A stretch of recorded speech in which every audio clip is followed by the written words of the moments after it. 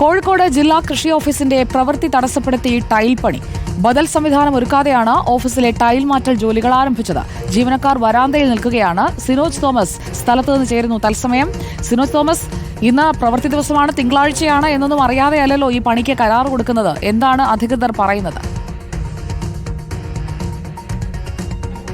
സുജയ പാർവതി, കോഴിക്കോട് കളക്ടറേറ്റിന്റെ 3ാം നിലയിലാണ് ജില്ലാ പ്രിൻസിപ്പൽ കൃഷി ഓഫീസറുടെ കാര്യാലയമുള്ളത്. ഇതിനകത്ത് ശനിയാഴ്ച, അതായത് 2ാം ശനിയാഴ്ചയാണ് നിർമ്മാണം തുടങ്ങുന്നത്. അകത്തേക്ക് നമുക്ക് നോക്കിയാൽ കാണാം, ടൈല് മുഴുവൻ പൊളിച്ചു മാറ്റി അത് പുതിയ ടൈലിടാനുള്ള പരിപാടിയാണ്.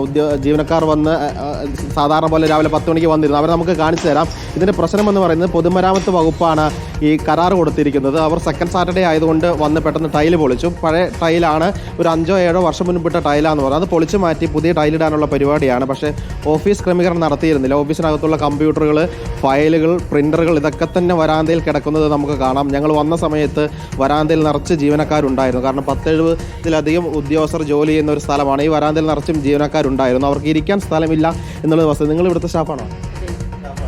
ഇരിക്കാൻ സ്ഥലമില്ലാത്തതുകൊണ്ടാണ് പുറത്ത്. ഞങ്ങൾ അതിൻ്റെ ഉള്ളിൽ അധികം പൊടിയല്ല, അപ്പോൾ അതുകൊണ്ട് ഓഫീസിനുള്ളിലേക്ക് കടക്കാൻ കഴിയില്ല. അതുകൊണ്ടാണ് ഇതാണ് അവസ്ഥ. അകത്ത് നല്ല പൊടിയാണ്, ഇരിക്കാൻ സ്ഥലമില്ല, ഫയലുകളും പെട്ടികളൊക്കെ തന്നെ പുറത്ത് കിടക്കുന്നു.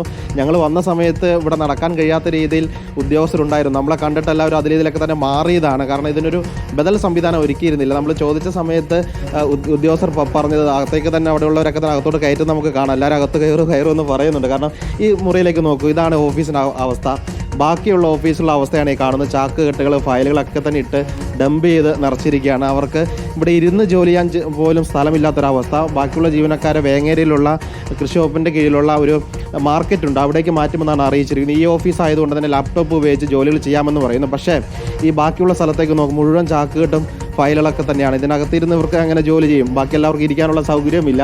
അതുകൊണ്ടാണ് ജീവനക്കാർ പുറത്തേക്ക് ഇറങ്ങി നിൽക്കുന്നത്. അതായത് പെട്ടെന്നൊരു മുന്നൊരുക്കമില്ലാതെ ടൈല് പൊളിച്ചതാണ് ഈ പ്രശ്നങ്ങൾക്ക് കാരണമെന്ന് നമ്മൾ മനസ്സിലാക്കുന്നു. നേരത്തെ തന്നെ കരാറെടുത്ത് ചെയ്യേണ്ട ഒരു ജോലിയാണ്, അത് നേരത്തെ അറിയിക്കേണ്ടതാണ്. പക്ഷേ 2ാം ശനിയാഴ്ചയും ഞായറാഴ്ചയും വന്നതുകൊണ്ട് വേഗത്തിൽ ആ ടൈലുകൾ പൊളിച്ച് നീക്കി നിർമ്മാണം തുടങ്ങിയായിരുന്നു. ഈ ഓഫീസിനകത്തൊന്നും ഒരാൾ പോലും ഇല്ല. നോക്കൂ, ഈ ജനൽ വഴി നോക്കിയാൽ നമുക്ക് കാണാൻ സാധിക്കും, ഒരാൾ പോലും ചെയറിൽ ഇരിക്കുന്നില്ല. കാരണം അപ്പുറത്ത് പണി നടക്കുന്നതുകൊണ്ട് വലിയ പൊടിയാണ് ഓഫീസിനകത്ത് നിറച്ചുള്ളത്. അതുകൊണ്ട് ജീവനക്കാരൊക്കെ തന്നെ പുറത്താണുള്ളത്.